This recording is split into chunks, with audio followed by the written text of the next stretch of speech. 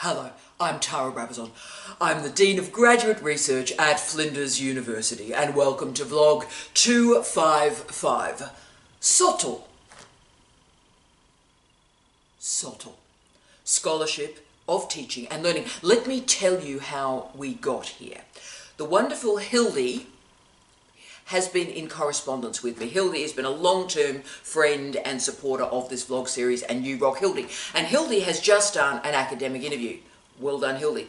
And she'd used my very early vlog on how to do an academic interview. And she answered and practiced all the questions I presented in that vlog, went into that interview, all those questions appeared, she answered it, she did well.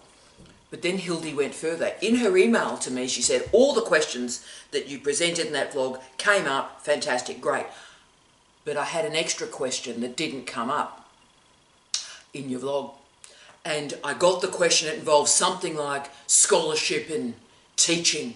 And so I offered some sort of answer about pedagogy and improvement, and it seemed to go okay. But Tara, could you talk about the scholarship of teaching and learning, because it looks like that's now a pretty big deal in academic interviews. Hildy, you are a legend, you are ahead, and you are absolutely right, because SoTL has become big, very big, in the last 5 years. So you are absolutely on point for your request of me, Hildy.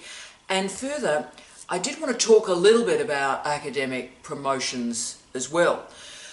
So, SoTL, important when you do an academic interview. It's now become increasingly important in academic promotion. So if you've got an academic job and you want to be promoted, this is now a big thing.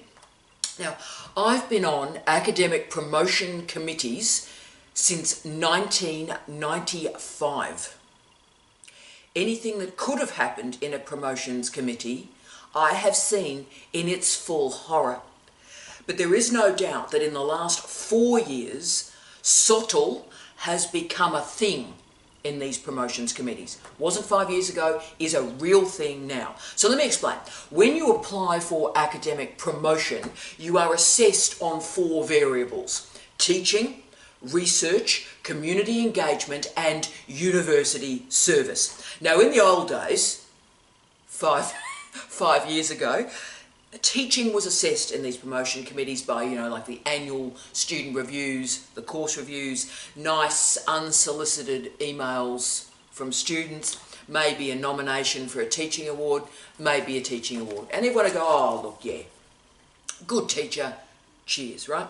But in the last few years, I've noticed that suddenly all these new requirements for teaching and learning have started to appear in promotions committees. So let's use some cases. So for example, a person has applied for promotion and they've made a good case. So there's some good curricular development, some innovative assessment, and the students like the teaching.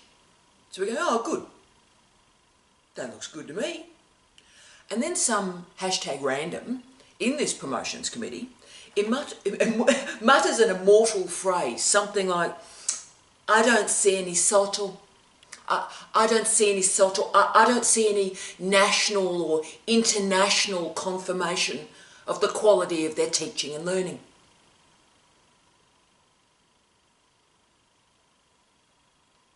Okay, right, so let's be clear, this is all very new. Being a great teacher and developing great learners used to be enough at a university. It's not enough anymore.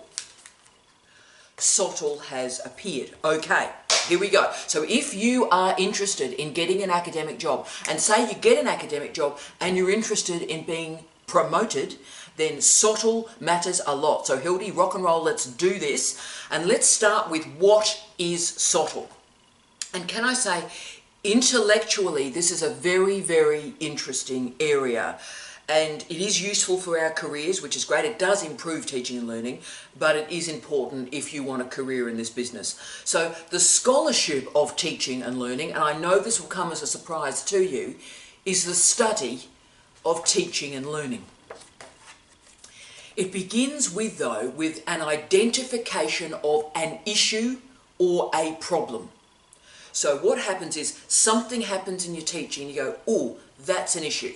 You then transform that issue or problem into a question. You gather evidence, offer arguments and analysis and conclusions from that evidence. You then disseminate this material publicly, and that enables not only your improvement, but it benefits others and enables their improvement. Okay, that's SoTL. The key first question, and let's get straight into the controversy, shall we, is what actually is the difference between research in the education discipline and SoTL, the scholarship of teaching and learning. So the research that's in the discipline of education, what's the difference between that and SoTL? That's the big controversy. And the answer actually is quite a lot.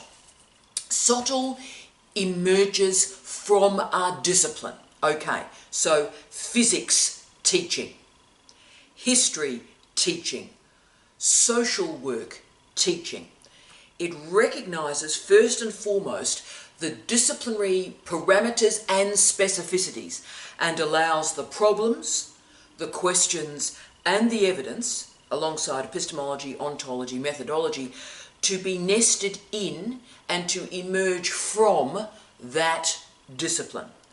So education as a discipline, and remember I'm saying this as someone in one of my many previous jobs, I was a professor of education and I was a head of school of education. So, you know, I've got some form in education there, and of course I research higher education studies. Now, I have a critique of education as a discipline because it assumes that the evidence and the arguments created in that discipline of education is generalisable beyond that discipline. And I don't think that generalisation is the case, colleagues. Now, don't get me wrong, education research has great value. But education in early childhood education, primary, secondary sectors, vet, higher education studies, inclusive education, technology in education, pick a trope or an area, literacy education, it's not generalisable because those issues, all that great research that's occurring is not necessarily relevant at all in an honours course in physics. Full stop. So education research works with education tropes in the education discipline, and that has great value, tick, thanks. But SoTL commences with a discipline of knowledge and explores teaching and learning from within that disciplinary bias, lens, framework. As the great historian David Pace has stated, and this changed my life by the way, quote, "A consensus has formed within growing circles in academia that there is scholarly research to be done on teaching and learning, that this knowledge must be shared publicly and should build cumulatively over time, and that the explorations should be conducted by academics from all disciplines, not simply those appointed in schools of education." End of quote. David, you're a legend. Now, I like this strategy. I believe in this strategy. This makes sense to me because it stops the generalisations. It stops the assumptions of representativeness in teaching and learning that simply does not exist. And remember, I'm saying this as someone who holds a bachelor and a master's degree in education. But you should also note that I attained those qualifications after I finished 2 bachelor degrees, 2 other master's degrees, and a PhD in different disciplines. So I did different disciplines, then did the education qualifications. So as you can see, SoTL works from and through a disciplinary lens, and it reads teaching and learning through that lens. SoTL has one aim, one job, there's one aim, and that is to improve student learning, full stop. It's particularly popular in Singapore, in Malaysia, in Canada, in the United States, in the United Kingdom, Australia, and Aotearoa, New Zealand. Those nations, SoTL, big. It is moving beyond those nations, but you can't get outside of SoTL in those nations. And when we start to deal with these national SoTLs, that's when we get the even weirder word, maxim, ISOTL. ISOTL. International Scholarship of Teaching and Learning. And there's an ISOTL. Organisation, journal, conference, website, right? So it is a thing. Is this a thing? Yeah, this is a thing. So if you want to have a look for your own possible publications or what this research actually looks like when published, I draw you to the International Journal for the Scholarship of Teaching and Learning. Good journal, long-term journal, high-quality journal. So SoTL is not just sort of like a reflection on your teaching and learning practices. It's not a reflection. It may start there, but it aims to transform teaching and learning practices. So this is where we start to hear phrases like research-informed teaching. So SoTL and its dissemination ensures that the teaching that we conduct in our universities is informed by research, but also that the policies that we enact about teaching and learning at an institutional level are not a vibe, are not a series of assumptions, not an ideology. SoTL therefore has a very interesting history. It's 30 years old. 30 years old. It's often seen to have begun with Ernest Boyer's 1990 report for the Carnegie Foundation, and the report was titled Scholarship Reconsidered, Priorities of the Professoriate. Great report, can I say, through time. Old report now, still holds up. I read it again for this vlog. It's a good report. So this report probed how we learn and how we teach, and how those two variables sometimes don't meet. So SoTL commenced with the focus on the individual academic teacher. And the reason why it starts with the individual is because we need to always remember that the overwhelming majority of academics in our universities do not have any teaching qualifications of any kind. Now, why that matters is, if you've got no qualifications in it, you don't read in the area of research-led teaching, then how remotely do you know what you're doing? Seriously, okay, so you haven't been trained in sort of teaching and learning, you don't know how to do an assessment, you've got no idea about interface management and educational technology, multimodality, you just don't, right, so you don't know. So you don't know what you don't know, so how do you actually teach? And of course, the answer is how you improve is through SoTL, starting with the individual, right? So it commences with what you're doing right now, individual practices and your imperatives for improvement. And it's associated with enhancing student learning. That's the point. Now, SoTL in our universities, pretty well internationally now, is having an impact. And so whenever you hear the phrase communities of practice, that would be SoTL. Whenever you hear about disciplinary literacies, hello, that's SoTL. Whenever you hear the phrases research-informed or infused teaching, undergraduate research, student engagement, whenever you hear these phrases, you have just hit SoTL. So at its best, SoTL operates on 3 levels. Firstly, and you must not stop at the first level, by the way. The first level is the micro level. This involves academics engaging with their students and improving the disciplinary parameters of their teaching and learning. The meso level is where universities, an institution, uses SoTL to develop strategic plans, staff development, and yes, promotion. Meso level. So instead of, and I'd like this, by the way, this is a good idea, because instead of sort of repeating these weird platitudes that we see around the world in strategic plans and my personal favourite, vision statements, SoTL, SoTL allows some actual stuff to happen, right? So these priorities are tethered to real goals, real outcomes, and is exploring how those outcomes are constructed from what's happening in a classroom or curricular design. So it's actually real, and there is a process there, and that's a good thing. Meso. So now we hit the macro level. SoTL operates throughout the entire international higher education system. It impacts on how our universities are regulated, how our universities are governed. And at its best, university policy works really well with international SoTL because it creates really good policy, because it does not assume that what exists and operates in biology has any relevance in physics, or mathematics, or art and design, or social work. And it does not assume that the assessment that works well in physiotherapy will operate effectively in public health discourses.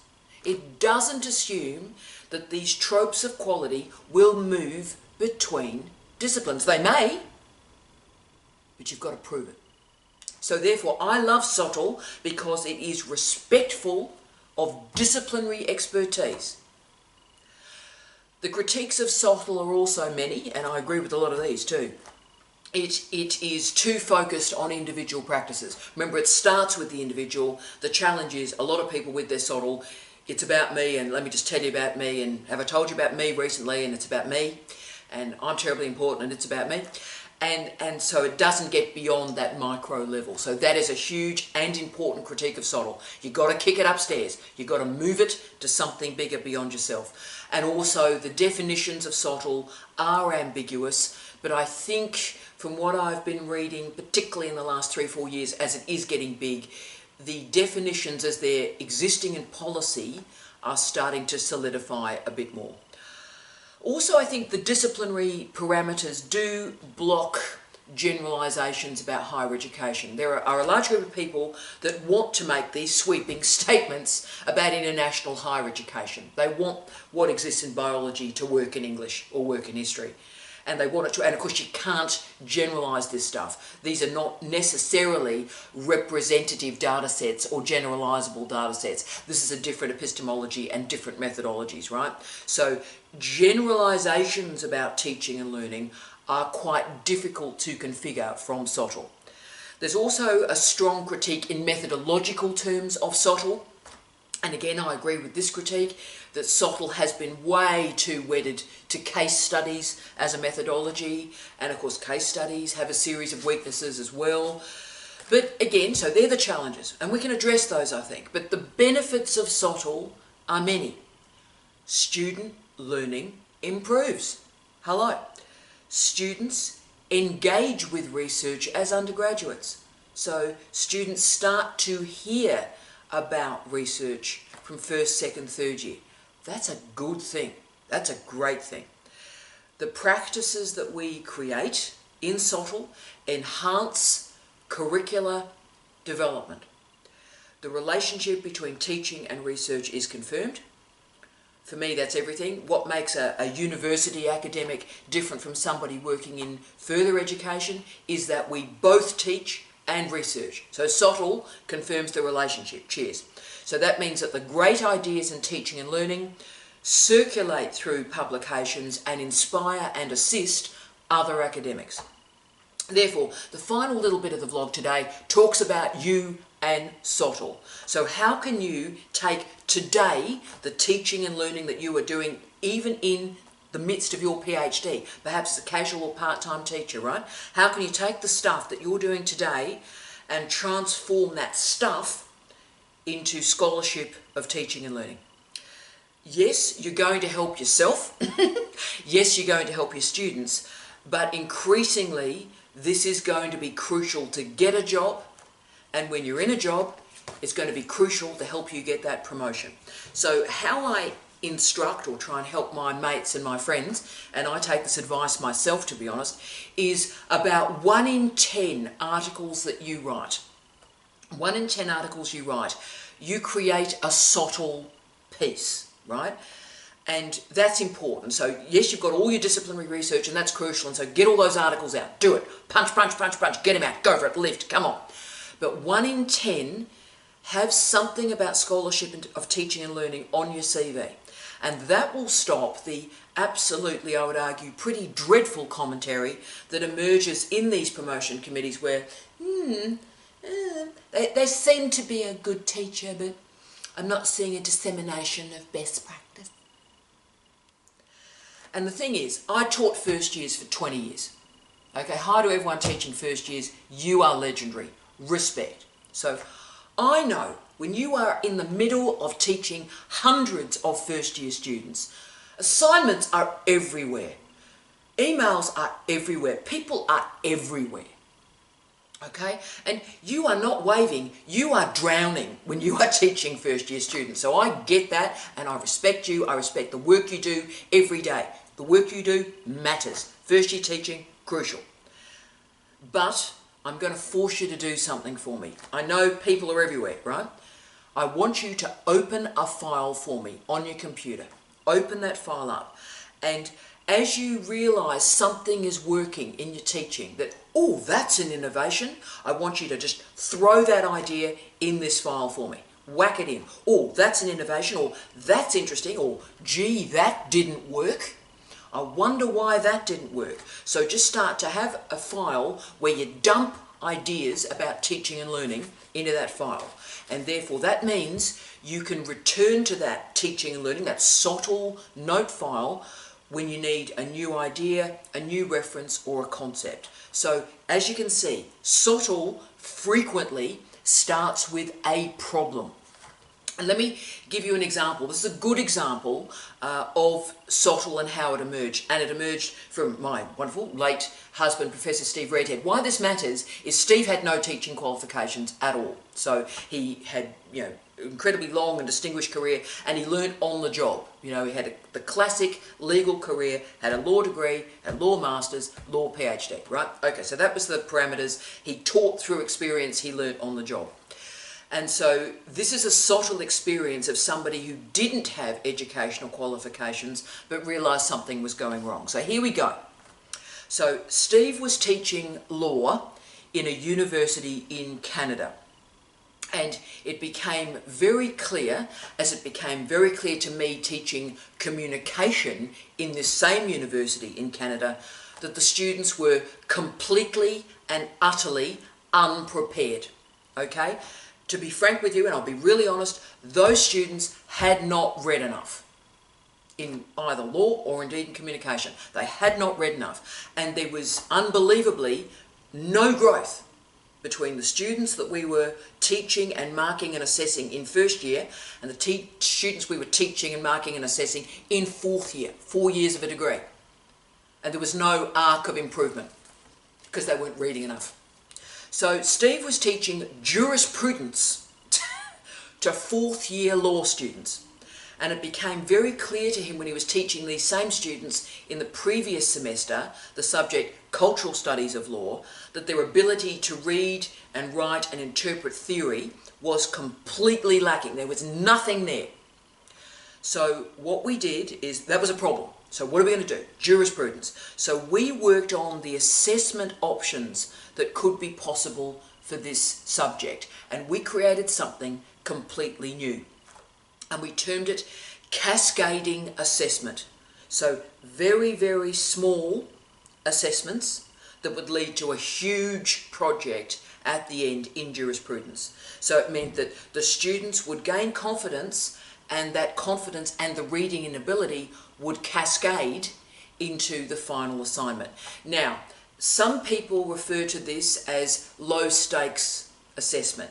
I hate that phrase. I do not use it. I think low stakes assessment, with the greatest respect to colleagues, is part of what is causing the problem in our current university sector. Because nothing should be low stakes in a university, to be frank with you.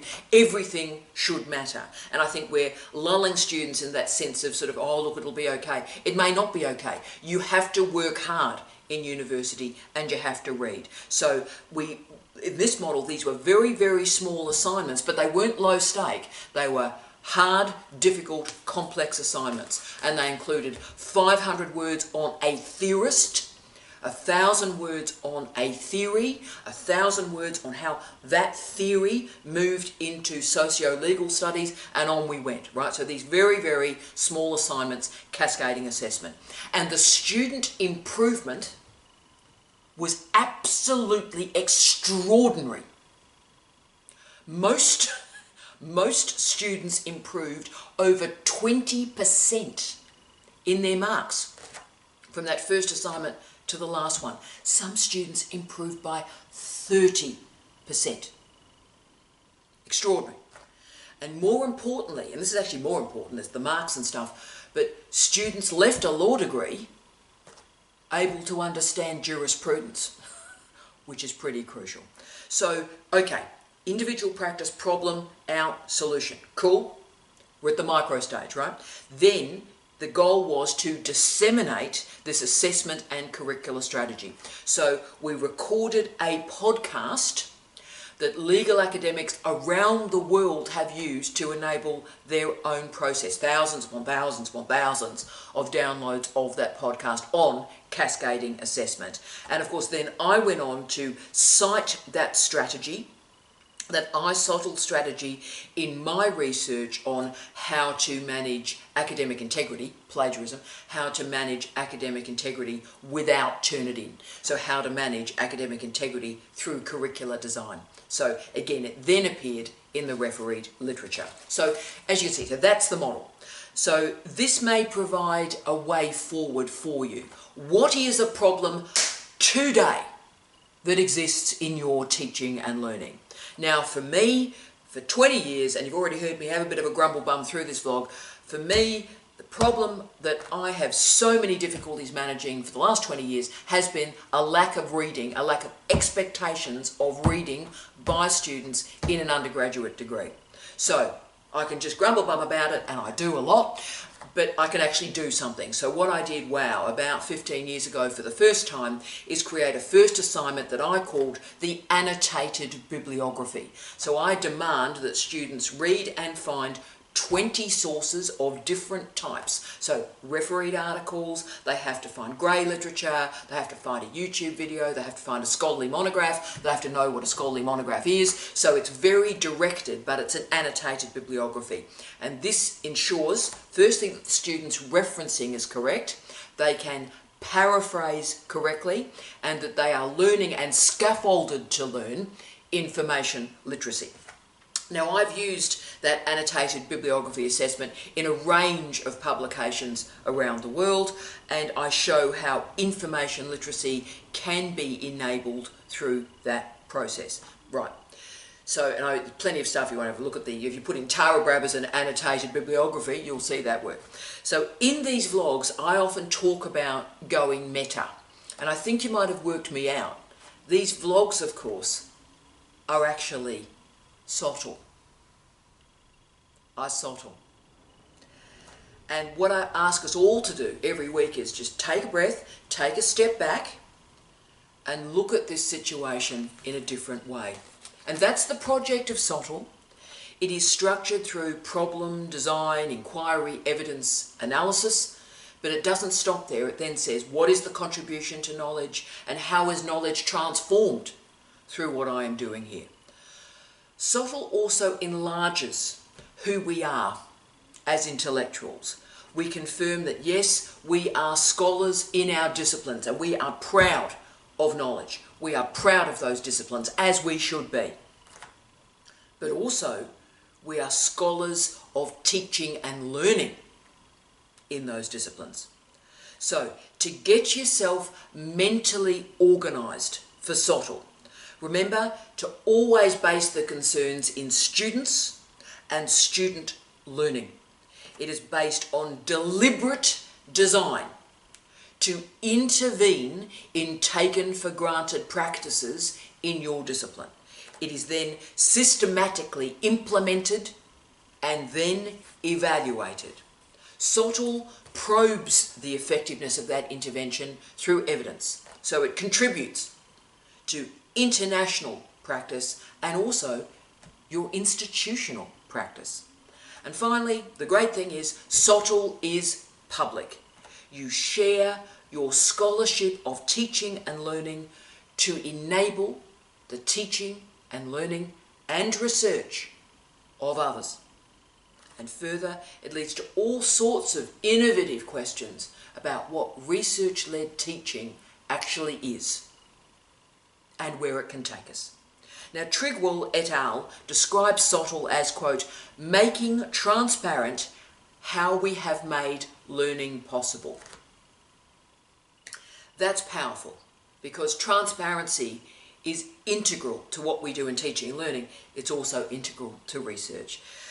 But I'm always most convinced about the value of SoTL when I remember the words of Lee Shulman, the wonderful Lee Shulman. And he stated, and I get quite emotional when I read this, and I'm using this piece, by the way, in an article I'm writing today after I've recorded this vlog. And Lee Shulman stated, scholars of teaching and learning are prepared to mess with the world even more boldly than their colleagues who are satisfied to teach well and leave it at that.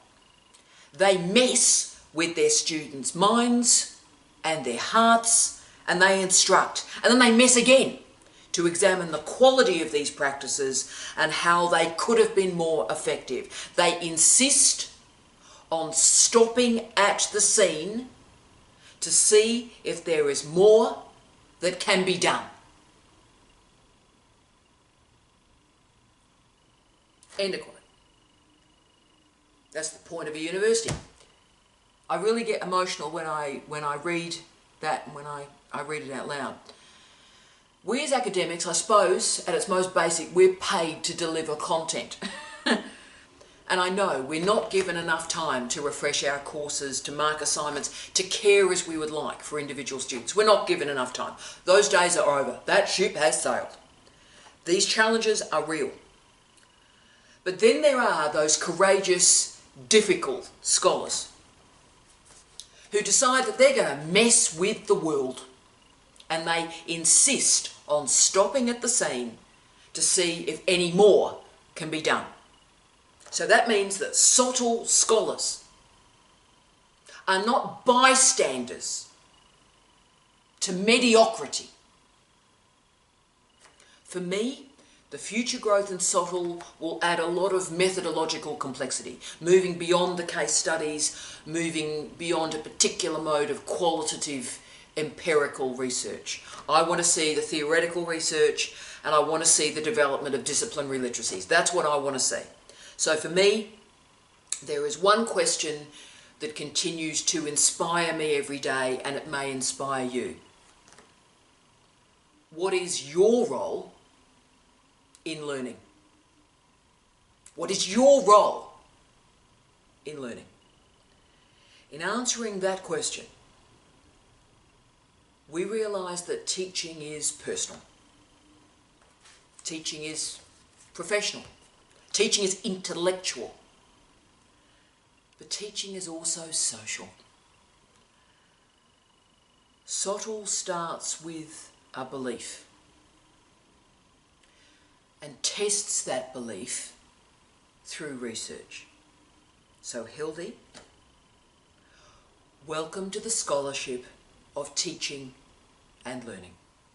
Start in your PhD and through your career to just build a few publications in teaching and learning and show how your practice has transformed and how you are transforming the practices of others. I wish you love, light and peace. Tea out.